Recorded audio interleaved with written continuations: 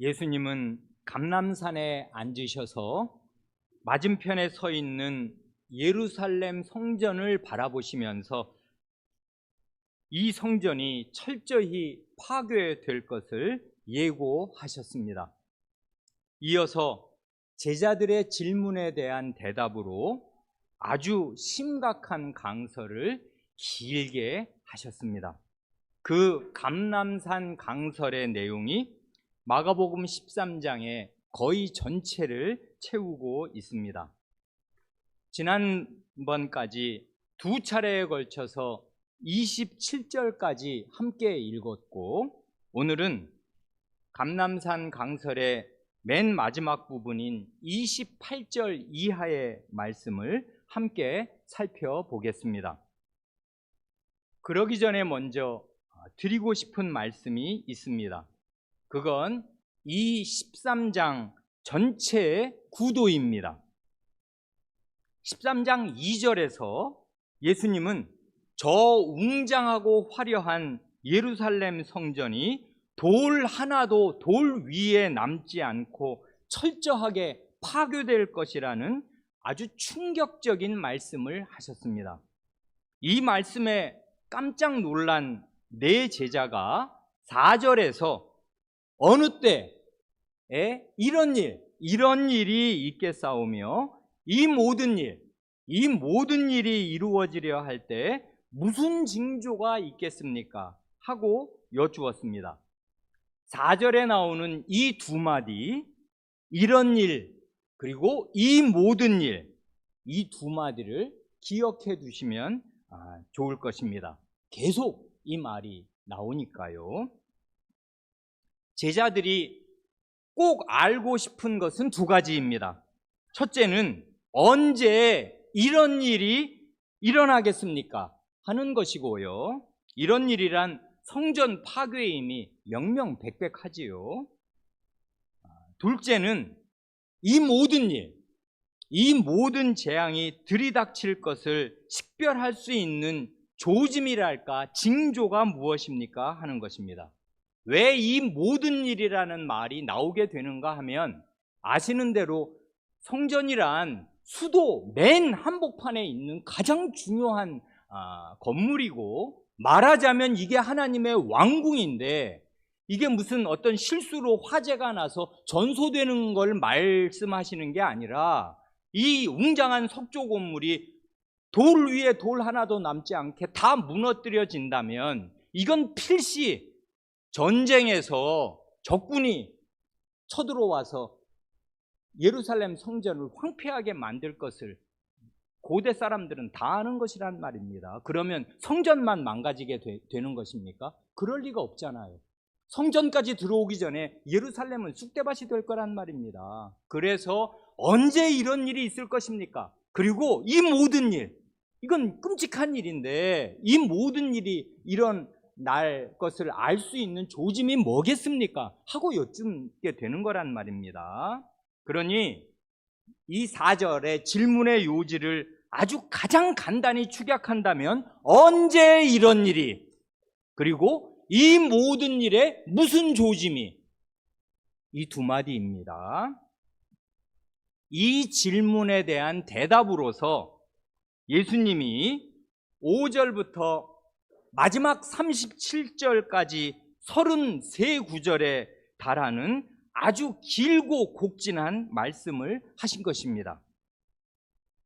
예수님의 대답 가운데 5절부터 23절까지는 모두가 예루살렘 성전과 예루살렘 성의 멸망에 대한 내용이라고 지난번에 말씀드렸습니다. 이 내용은 이 말씀을 듣는 제자들과 초대교회 성도들의 목숨이 걸린 절박하고 절실한 내용이기에 19절에 걸쳐서 상당히 길게 말씀하셨습니다. 그 직후에 하신 24절로 27절까지의 넉절은 인류 역사의 마지막 날과 예수님의 재림에 대한 내용입니다. 이런 해석이 옳다면 예수님은 감람산에서 예루살렘의 마지막 날과 인류의 마지막 날을 겹쳐놓고서 교차적으로 교직해서 말씀하신 것입니다. 이런 교차 구도가 오늘 함께 살펴볼 28절 이하에서 다시 한번 반복됩니다. 즉 28절로 31절까지에서는 예루살렘의 마지막 날에 대하여 말씀하시고, 그 다음 32절 이하에서는 역사의 마지막 날에 대하여 말씀하십니다.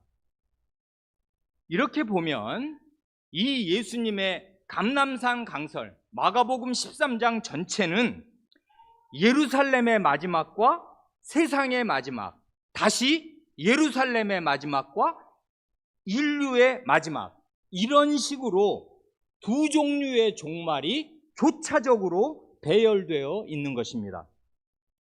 둘 다 하나님께서 단행하실 결정적인 심판의 행위입니다. 이렇게 교차적으로 말씀하시는 이유를 단 한마디로 정리하자면, 예루살렘의 멸망은 하나님의 구약 경륜의 최후이겠는데, 예수님은 이 구약 경륜의 최후를 예고하시면서 이 예루살렘의 멸망이 인류 역사의 최후를 비추는 거울이 되게끔 말씀하신 것입니다. 성도 여러분도 적어도 하루에 한 번 이상은 다들 거울을 보실 텐데, 이 역사의 거울도 잘 들여다보시기 바랍니다. 먼저 28절을 봅니다. 무화과 나무의 비유를 배우라. 그 가지가 연하여지고 잎사귀를 내면 여름이 가까운 줄 아나니. 무화과 나무는 화렵수, 즉 잎이 넓은 나무입니다. 그 잎이 다 자라면 이 성인의 머리 위를 덮을 만큼 그 정도의 크기가 됩니다. 그 모양이 각각 다른데 거의 둥그런 것도 있지만 대개는 이렇게 크게 한 세 정도의 가지, 또 어떤 거 아니 세 정도의 이런 모양, 아니면 뭐 5개 이렇게 돼서 잎이 이렇게 넓게 퍼져서 그걸 뚝 따가지고 머리를 가리면 이 사람 머리를 가릴 만한 정도로 잎이 크게, 푸른 잎이 크게 이제 자란단 말입니다.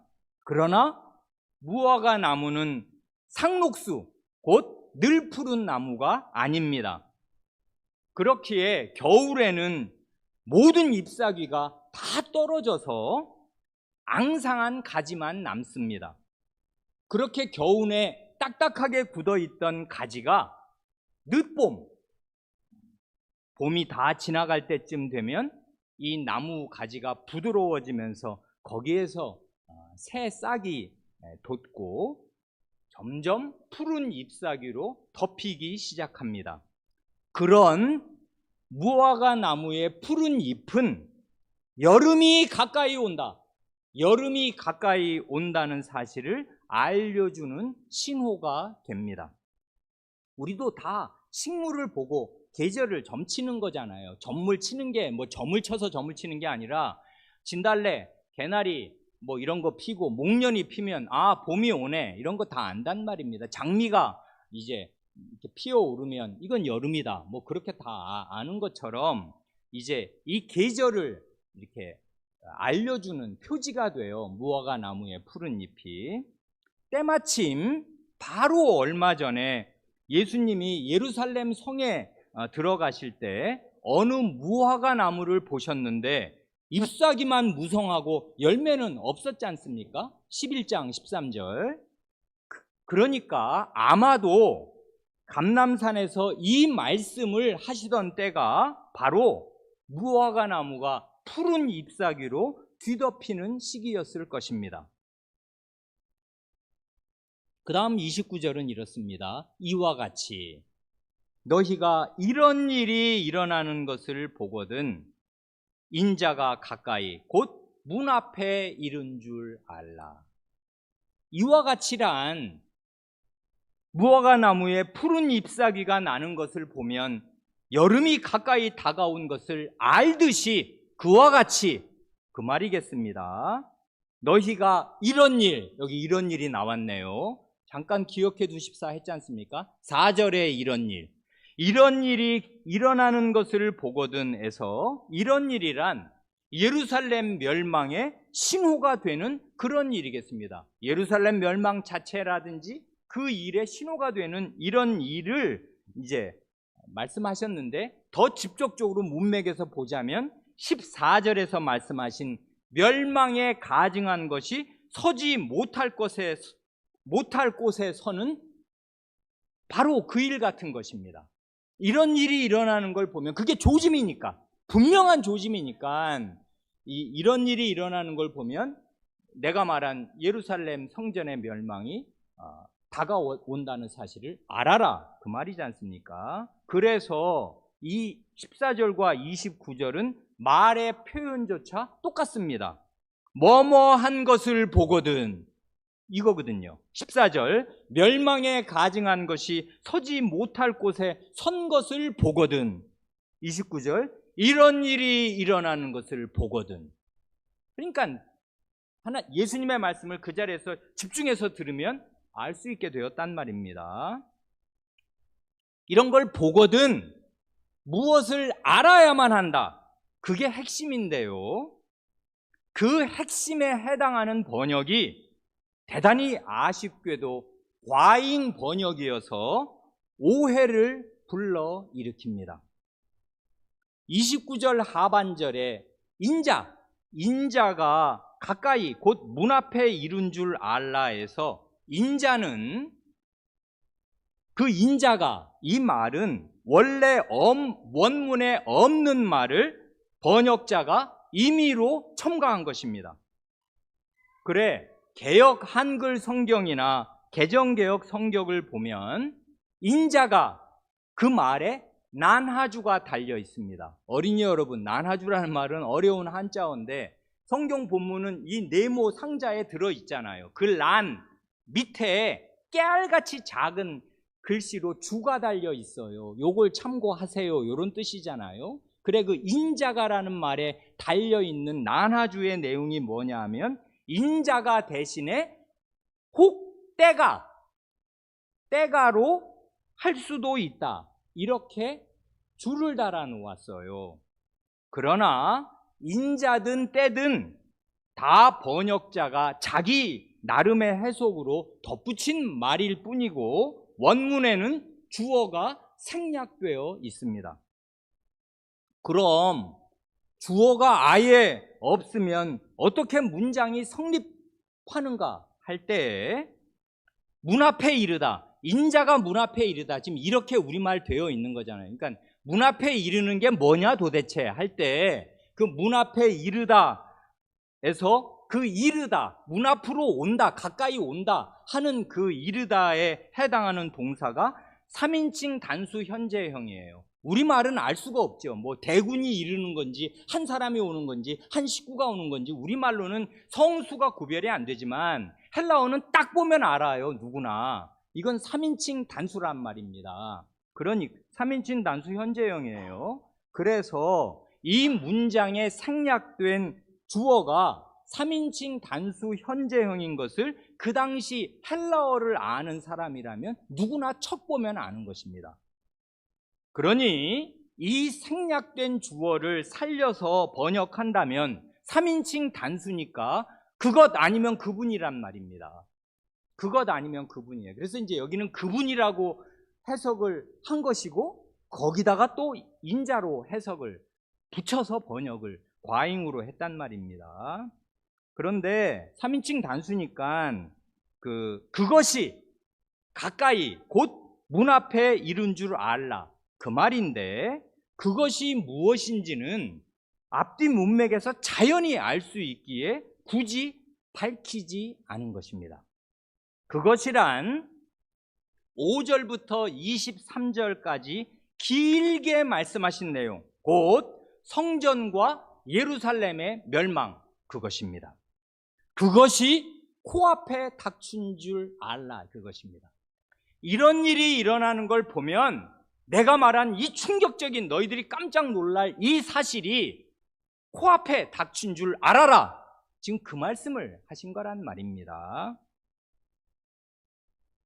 근데 왜 인자라고 번역했을까요? 23절 다음 24절부터 27절까지가 인자의 재림에 대해서 하신 말씀이니까 바로 앞에 말씀이겠다 생각을 하고서 해석을 해서 번역을 한 것입니다. 때라고 의역을 하는 것까지는 용인할 수 있습니다. 때가 가까이 곧 문 앞에 이른 줄 알라 하시는 말씀인데, 그 때는 예루살렘 멸망의 때이겠습니다. 그렇지만 지금의 우리말 번역처럼 원문에 없는 인자가를 첨가해 놓으면 후대에 이 말씀을 읽는 우리 같은 사람들은 꼼짝없이 이 말씀이 예루살렘 멸망이 아니라 예수님의 재림의 날을 가리키는 말씀으로 읽을 수밖에 없기에 그렇게 번역하면 곤란한 것입니다. 그래, 이 마가복음 13장이 어렵습니다. 그리고 여러 해석의 갈래들이 있어서 참 어렵습니다. 그런데 이렇게 읽는 것이 좋습니다. 이 29절을 올바로 번역해야 바로 다음 30절과 뜻이 잘 이어지고 문맥이 통하게 됩니다. 왜 그러냐면 30절이 뭐예요? 내가 진실로 너희에게 말하노니 이 세대가 지나가기 전에 이 일이 다 일어나리라 하지 않습니까? 아니, 이 세대가 지나가기 전에 이 일이 다 일어나야 되는데 이게 인자가 오시는 날이 가까이 오시는 게 이게 이 세대에 다 일어나면 예수님은 진작에 다 오셨을 거 아닙니까? 2000년 전에. 그러면 앞뒤 말이 안 맞게 되잖아요.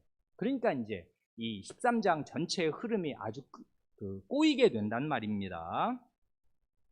이 30절에서 예수님은 맹세에 준하는 뜻으로 아멘 하시면서 아주 진지하고 엄숙하게 단언하십니다.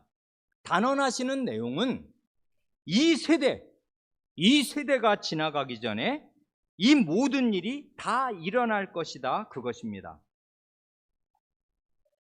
그런데요, 바로 앞 29절 하반절의 번역이 원래 없는 한 단어를 첨가해서 아쉽다면은 이 30절 하반절의 번역은 원래 있는 한 단어를 빠뜨려서 아쉽습니다.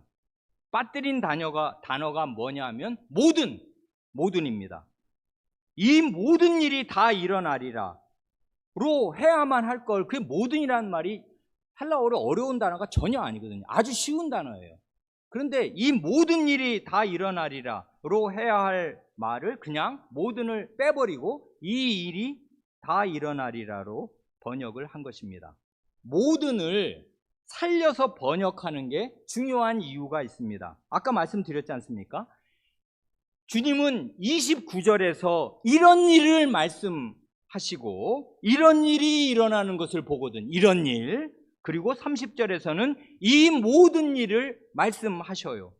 그러니 제자들이 4절에서 질문한 내용 두 가지가 뭐였어요? 이런 일과 이 모든 일, 이 두 가지잖아요. 그 두 가지에 대해서 예수님은 29절과 30절에서 아주 정확하게 대응해서 정확한 대답을 주시는 거란 말입니다.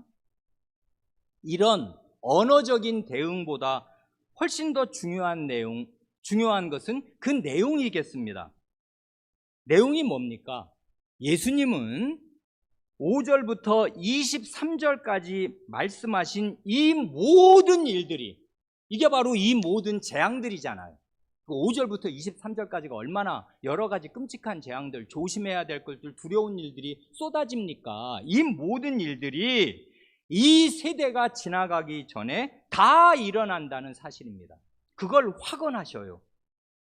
과연 예수님이 이 말씀을 하신 지 채 40년이 안 되어서 말씀하신 모든 일이 실제로 다 그 세대에 일어났습니다. 그러니까요, 그때 예수님 앞에서 이 말씀을 들었던 제자들이 만약 30대였다면은 이 사람들이 70살이 되기 전에 말씀하신 모든 일을 실제로 다 몸으로 겪을 것입니다. 그 다음 31절에서 예수님은 실로 엄청난 말씀을 덧붙이십니다. 천지는 없어지겠으나 내 말은 없어지지 아니하리라. 아멘. 이런 엄청난 말씀을 하실 수 있는 분은 원래는 하나님 한 분밖에 없습니다. 예로부터 구약 성경은 천지의 유한함, 곧 하늘과 땅의 소멸성과 대조되는 하나님 자신과 하나님 말씀의 영원함을 이렇게 힘차게 노래하였습니다.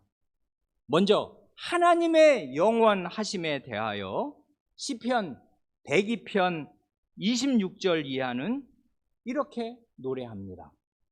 천지는 없어지려니와 주는 영존하시겠고 그것들은 다 옷같이 낡으리니 의복같이 바꾸시면 바뀌려니와 주는 한결같으시고 주의 연대는 무궁하리이다. 천지는 없어질 것이나 하나님은 영원히 계신다.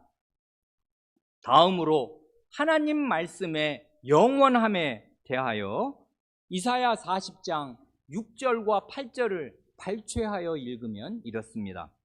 모든 육체는 풀이요 그의 모든 아름다움은 들의 꽃과 같으니 풀은 마르고 꽃은 시드나 우리 하나님의 말씀은 영원히 서리라 하라. 우리 사람이나 모든 사람 그리고 사람의 영광은 풀꽃처럼 덧없는 것이지만은 하나님의 말씀은 영원하다 하시는 이 구절이 베드로전서 1장 마지막에도 인용됩니다. 그러니 우리가 지금 매일 보고 있는 이 하늘과 우리가 짓고 사는 이 땅은 우리 눈에는 잠재의식 가운데 영원히 계속될 것처럼 보이지만은 그러나 주님의 말씀을 따르면 언젠가는 다 없어질 것입니다. 요한계시록 21장 1절 말씀, 또 내가 새 하늘과 새 땅을 보니 처음 하늘과 처음 땅이 없어졌고 바다도 다시 있지 않더라 하신 말씀과 같습니다. 지금의 하늘과 땅은 다 없어지고 새 하늘과 새 땅으로 대체되겠지만은 예수님 자신의 말씀은 이 말씀을 하신 때부터 영원토록 없어지지 않을 것입니다. 그러니 예수님의 말씀은 지금 보는 이 하늘과 이 땅에도 남아있을 뿐 아니라 장차 올 새 하늘과 새 땅에도 남아있겠습니다. 내 말은 영원히 없어지지 아니하리라 하신 말씀이 참입니다. 그러니 예수님은 지금 이 말씀으로 자기 자신의 신적인 권위와 자신의 말의 신적인 권위를 장엄하게 선언하시는 것입니다. 그러니 예수님을 믿는 신자라면은 내 생전에 저 하늘이 무너져 내리지 않고 이 땅이 꺼지지 않을 것을 믿는 것보다 100배나 더한 신뢰를 예수님과 예수님의 말씀에 두어야 마땅합니다. 그런 믿음으로 사는 신자는 이 땅에서부터 이미 저 영원한 세계에 들어가서 사는 것입니다. 왜냐하면 영원한 그 말씀이 그의 안에 살아있고 그는 그 영원한 말씀 안에 거하기 때문입니다. 이 말씀을 믿는 사람들이 영원으로 들어갈 것입니다. 이렇게 28절부터 31절까지 예루살렘의 마지막 날에 대하여 말씀하신 예수님은 그 다음 32절부터 다시금 역사의 마지막 날에 대해서 말씀하십니다. 이 교차 구도가 아주 절묘하단 말입니다. 32절. 그러나 그날과 그때는 아무도 모르나니 하늘에 있는 천사들도 아들도 모르고 아버지만 아시느니라. 32절은 그러나로 시작합니다. 왜 그러나인가 하면 앞의 경우와 정반대이기 때문입니다. 역접이잖아요. 뭐가 반대입니까? 곧 예루살렘의 마지막 날에 대해서는 이미 시한도 딱 정해져 있고 이 세대가 지나가기 전이지요. 40년이면 이 말이 이루어지는지 안 이루어지는지 모든 사람이 알게 될 거란 말입니다. 시한이 정해져 있어요. 시한도 명시하셨고 이 세대가 지나가기 전. 그리고 예루살렘의 마지막 날이 임박했음을 알리는 조짐들이 무엇인지도 확실히 알려주셨습니다. 길게 19절에 걸쳐서 길게 말씀하셨으니까 아주 분명히 아는 게 있어요. 그러나 역사의 마지막 날, 곧 예수님이 다시 오실 그날이 언제인지는 아무도 알 수 없습니다. 아는 사람이 한 사람도 없어요.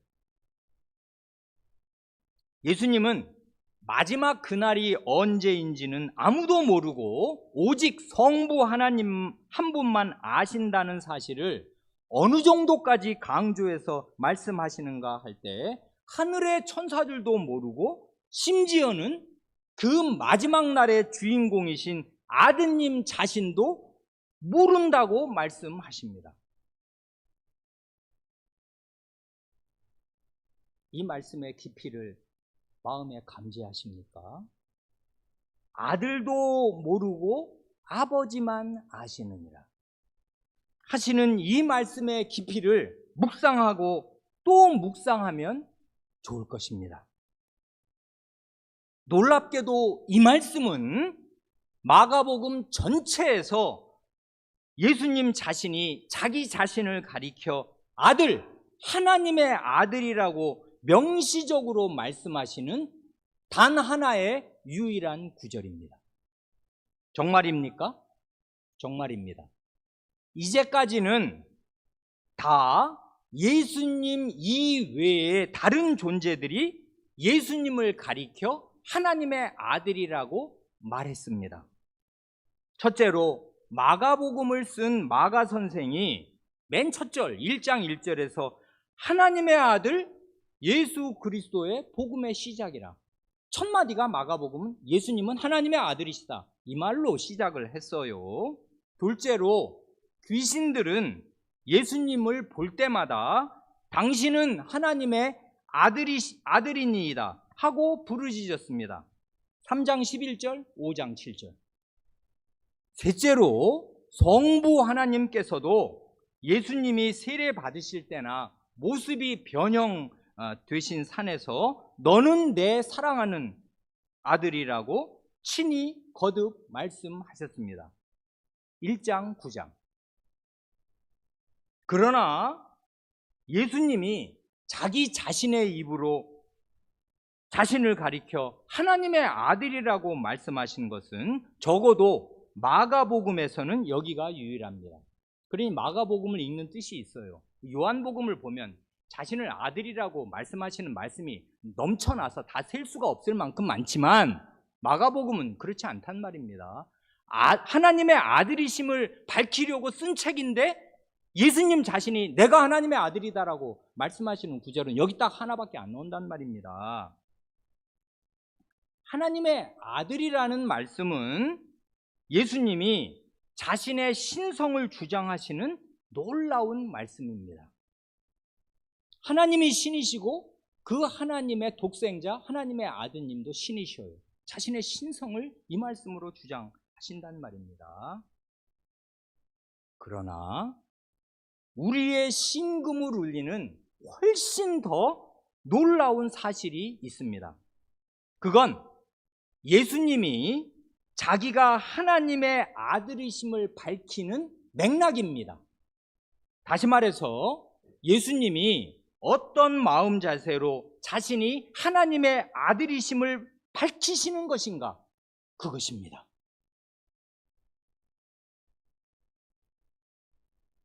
예수님은 성부 하나님의 주권을 절대적으로 높이시고 자기 자신을 그 아래로 낮추는 겸손하고 겸비한 심정으로 자신이 하나님의 아들이심을 밝힙니다.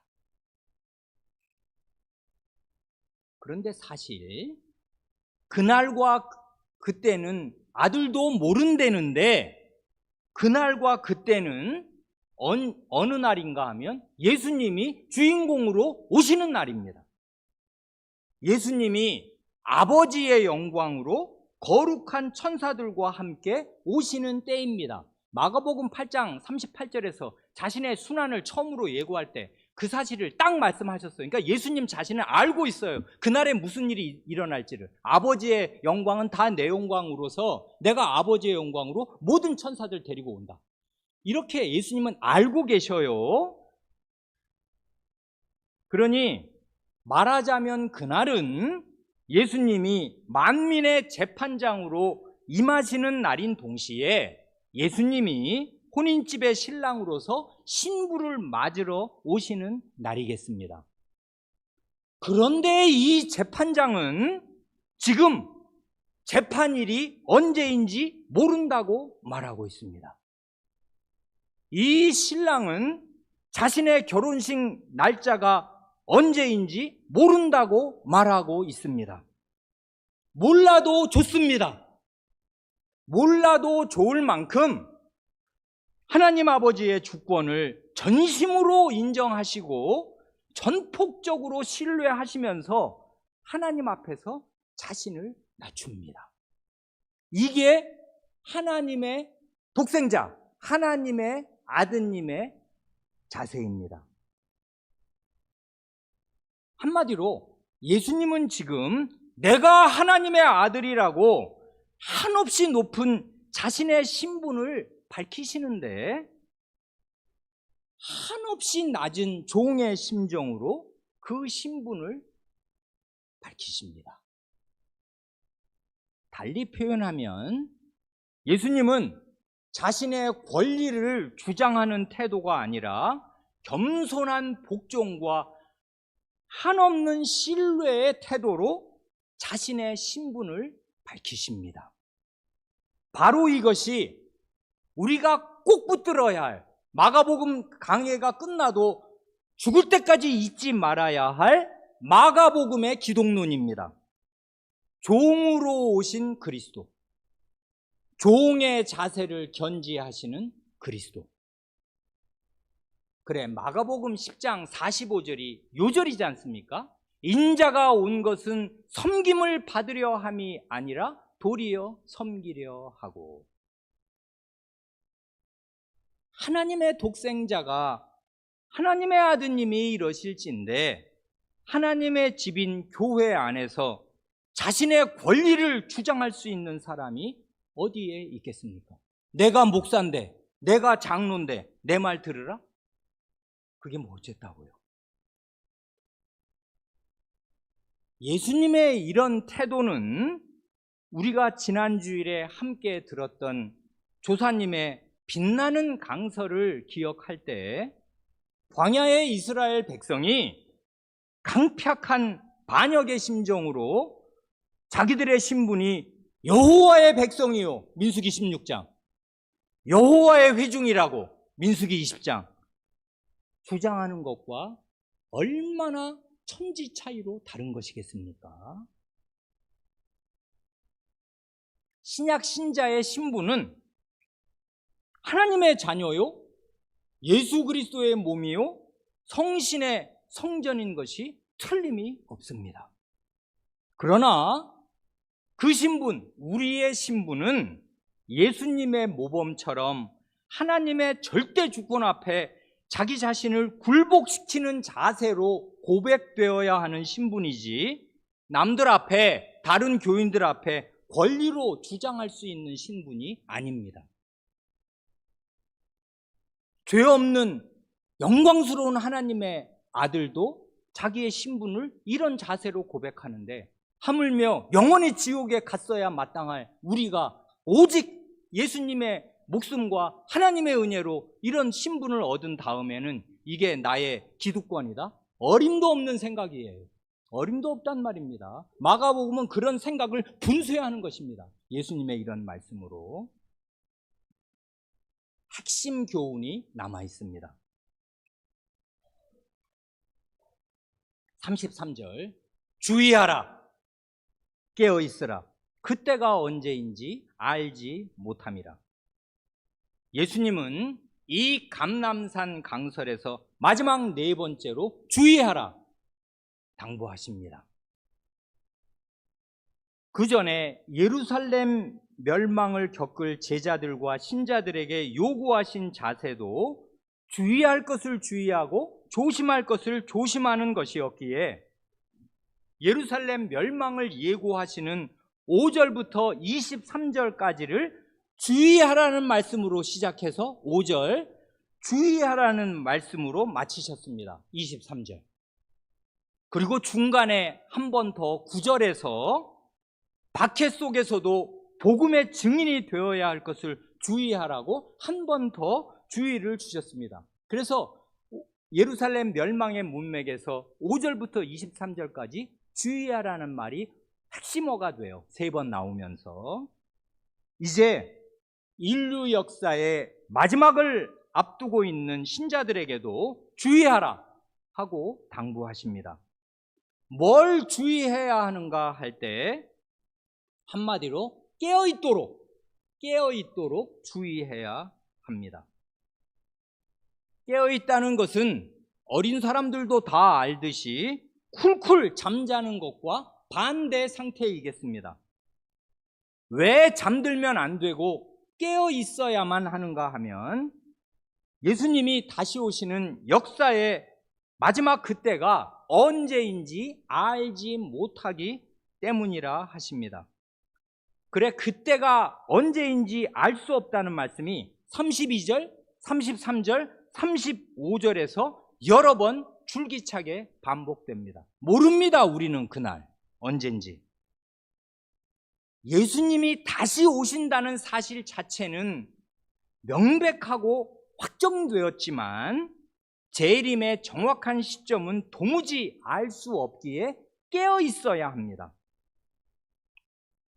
신자가 구원받는 유일한 길은 오직 믿음인데요, 깨어있는 삶이 그 믿음의 발휘요, 믿음의 증거가 될 것입니다. 다시 말해서 예수님이 반드시 다시 오신다는 사실을 요지부동하게 믿을 뿐만 아니라, 하지만 언제 오실지는 모르니까 깨어 있어야 한다는 이 말씀을 참되게 믿는 사람이 깨어 있는 거지 않습니까? 그 믿음이 없으면 잠들게 된다고요. 그래, 예수님은 34절 이하에서 제자들이 이해하기 쉽도록, 그리고 한 번 들으면 절대 잊지 않도록 예화를 들어 말씀하십니다.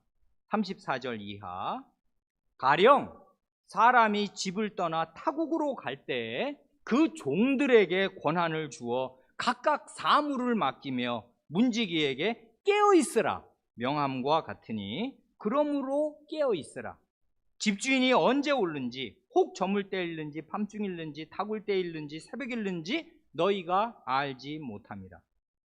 그가 호련히 와서 너희가 자는 것을 보지 않도록 하라. 여기 35절에 저물 때, 밤중, 타굴 때, 새벽, 이거는 밤 12시간을 4등분한 로마식 계산법입니다. 유대인들은 3등분을 하거든요, 밤을. 그런데 그 로마인들은 4등분해서 1경, 2경, 3경, 4경이에요. 그러니까 밤이 언제냐면 저녁 6시면 옛날에는 전등이 없으니까 해 떨어지면 깜깜하잖아요. 그래서 6시, 저녁 6시 해가 떨어지면 그 다음날 새벽 6시까지는 깜깜해요. 그게 밤입니다. 12시간. 그러니까 4등분하면 3시간씩이 되는 거죠. 여기 보면 저물 때는 언제예요? 6시부터 9시. 밤중은 언제예요? 9시부터 12시. 그 다음 다굴 때는 언제예요? 이게 12시부터 3시인데 3시경에 이 새벽닭이 이제 울기 시작해요. 그 다음 이제 새벽은 3시부터 6시. 이런 식으로 이제 이 마가 선생은 주로 로마에 있는 신자들을 상정을 하고서 이 책을 쓰니까 로마식 시간법으로 이걸 자기의 복음서를 구성하였습니다. 중요한 것은 그게 아니고 제자들과 교회의 신자들은 문지기로서 항상 깨어서 하나님의 집을 잘 지켜야 합니다. 그래, 여기서는 지금 뭐 달란트 비율을 말씀하시는 게 아니고 자기 맡은 일 잘해라 뭐 이런 일을 주로 힘주어서 말씀하신 게 아니라 여기에 강조점을 보면 깨어 있으라는 건데 가장 깨어 있어야 할 사람이 누구냐면 문지기거든요. 문을 지키는 파수꾼은 잠들면 안 되니까. 그래, 문지기에게 하신 말씀을 가장 중요하게 깨어 있으라 하시는 말씀으로 말씀하셔요. 우리나라 같으면 휴전선의 경계초소에서 불침번을 서는 군인처럼 밤에도 깨어 있어야 합니다.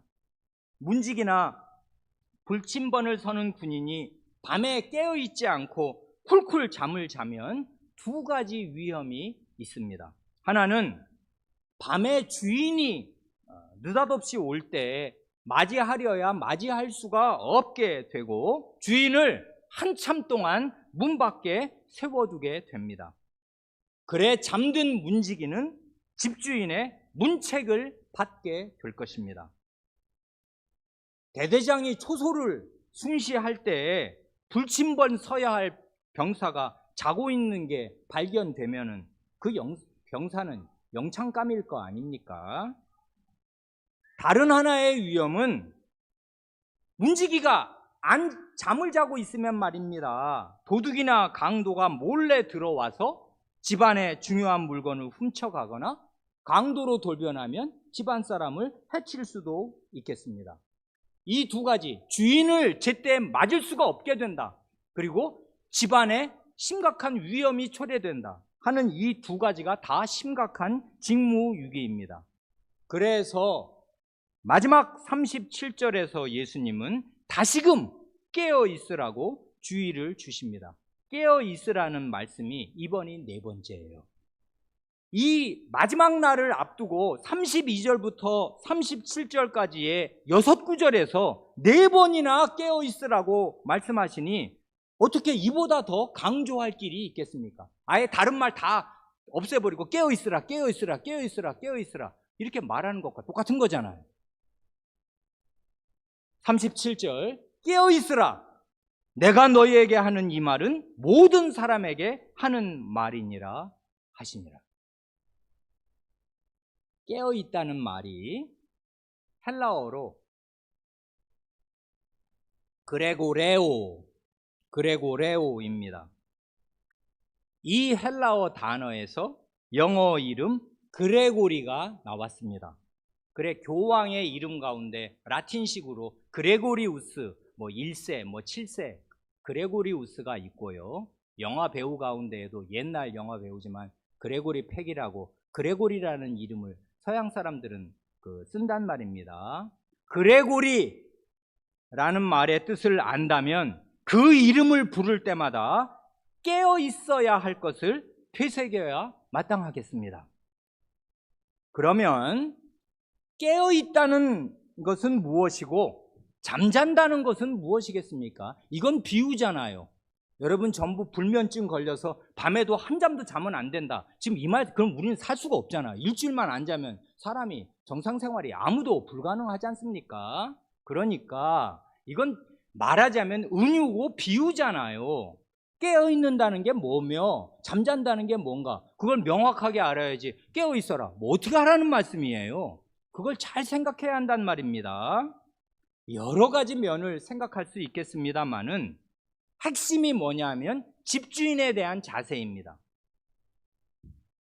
그게 깨어있는 거라고요. 곧 언제 어디서든지 내가 언제든지 어디에 있든지 그리고 무슨 일을 하든지 간에 예수님이 인자가 하나님의 아드님이 아버지의 영광으로 모든 천사를 데리시고 다시 오실 그날이 불시에 엄습한다. 예수님이 불시에 다시 오신다는 사실을 기억하고서 예수님을 맞을 마음 준비를 하고 사는 것이 깨어있는 것이고, 그 사실을 까맣게 잊고서 자기 생활에 매몰되는 것이 잠자는 것입니다. 그래, 이 마가복음 13장의 병행구인 누가복음 21장 34절, 35절 말씀이 깨어있다는 말을 이해하는데 도움이 됩니다. 그 말씀을 읽고 마칩니다. 누가복음 21장 34절 이하. 너희는 스스로 조심하라. 주의하라 이 말이잖아요. 스스로 조심하라. 그렇지 않으면, 주의하지 않으면 방탕함과 술 취함과 생활의 염려로 마음이 둔하여지고 뜻밖의 그날이 덫과 같이 너희에게 임하리라. 이날은 온 지구상에 거하는 모든 사람에게 임하리라. 아멘. 이 말씀을 따르면 예수님을 맞이할 신자는 방탕하게 살 수가 없고, 그게 잠자는 거니까. 알코올 중독자로 살 수가 없고, 술 취함과 그리고 생활의 염려에 매몰되어서도 안 됩니다. 주부들, 그리고 생활에 짐을 진 가장들, 얼마나 마음의 염려가 많으십니까? 사업이 안 돼서 도산하기 직전이고, 그리고 월급이 점점 줄거나 이제 그 직장에서 나가게 생기면 마음이 잿빛이지 않습니까? 그렇게 생활의 염려로 마음이 둔하여지는 것, 그것이 잠드는 것이에요. 예수님이 계신단 말입니다. 하늘 아버지가 계셔요. 그리고 예수님이 오실 것이에요. 이 짧은 우리의 인생은 영혼의 관점으로 보면 점 하나도 되지 않을 것이에요. 이 짧은 인생은 곧 끝나겠습니다. 우리가 겪는 고통이 무엇이든, 우리가 겪는 좋은 것이 무엇이든 곧 끝날 것입니다. 영혼의 관점으로 이 시간 세계를 살아야 해요. 주님이 다시 오실 것입니다. 주님이 곧 오시겠습니다. 근데 언제인지 모르게 불시에 오시겠습니다. 그러니 주님 맞을 준비를 하세요. 방탕하게 살아서는 안 됩니다. 흥청망청, 아 좋네, 넷플릭스 좋네, 재밌는 거 엄청 많네, 게임 끝내주구만, 이걸로 시간을 다 보내시는 여러분, 주무시는 것입니다. 문책을 받을 것입니다. 알코올 중독자로 사는 신자, 그 사람은 그냥 징계감입니다. 생활의 염려에 매여 있으면 하나님 말씀이 열매를 맺을 수 없을 뿐 아니라 그 가시떨기에 질식해서, 그리고 결정적으로 예수님을 맞이할 수가 없게 돼요. 이 말씀을 듣고 계신 여러분은 지금 깨어 계십니까? 아니면 잠들어 계십니까? 기도하시겠습니다.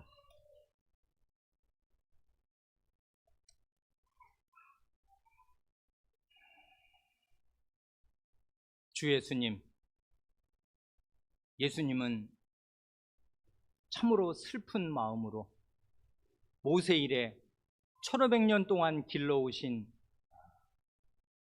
하나님의 백성이 하나님의 말씀을 도무지 깨닫지 못하고, 심지어는 사람으로 오신 하나님의 아드님 자신을 제대로 알아보지 못하여 저주할 자라 하여 사형틀에 매달 만큼 완악하여지고 강팍하여지고 무지하여져서 성전이 있으나 마나하게 되고, 있는 성전이라고는 강도의 소굴이 되어 겉으로 아무리 화려하고 웅장할지 모르나 속빈 강정이 되고, 오히려 하나님 앞에 가증하고 혐오스러운 것이 되어 철저히 파괴됨으로써 하나님이 그토록 애정을 기울이시고 그토록 수고하신 구약 경륜이 완전히 황폐하게 될 것을 바라보시면서, 이 죄악된 인류가 쌓고 문명을 쌓으며 문화를 발전시키며 잘 먹고 잘 살게 되는 이 현대의 문명, 그리고 인류가 쌓은 모든 문명이라는 것이 장차 어떻게 예루살렘 성전과 똑같이 불타 잿더미가 될 것인지를 이 말씀으로 엄중하게 경고하시면서 깨어있으라 말씀하시고, 새하늘과 새 땅을 가져오실 주인으로서 그러나 겸비한 자세로 이렇게 이 중대하고 심각한 말씀을 하여 주십니다. 그러므로 저희가 하나님의 백성이고 예수 그리스도의 몸이며 성신의 전이라면은 이 성신의 말씀, 예수 그리스도의 말씀, 하나님의 말씀을 듣고 화들짝 깨게 하시고, 잠자는 사람은 정신을 차리게 하시고, 깨어있는 사람은 더욱 분발하여서 생활의 염려나 일락이나 방탕함이나 술 취함에 자기 자신을 방임하는 사람이 저희 가운데는 하나도 없게 하여 주시기를 구합니다. 깨어서 예수님 맞을 준비를 하게 하시고, 이 세상 모든 것이 얼마나 가치가 있든 간에 그 모든 가치를 과감히 상대화하고서 오직 예수 그리스도 안에서 발견되고, 그리스도께서 나를 아시며 내가 그리스도를 아는 이 하나가 모든 것을 다 뒤덮게 하시고, 다른 모든 것을 다 배설물로 똥과 같이 여기고서 예수 그리스도를 존중하는 태도로 살게 하여 주시옵소서. 우리 구주 예수님의 이름으로 기도합니다. 아멘.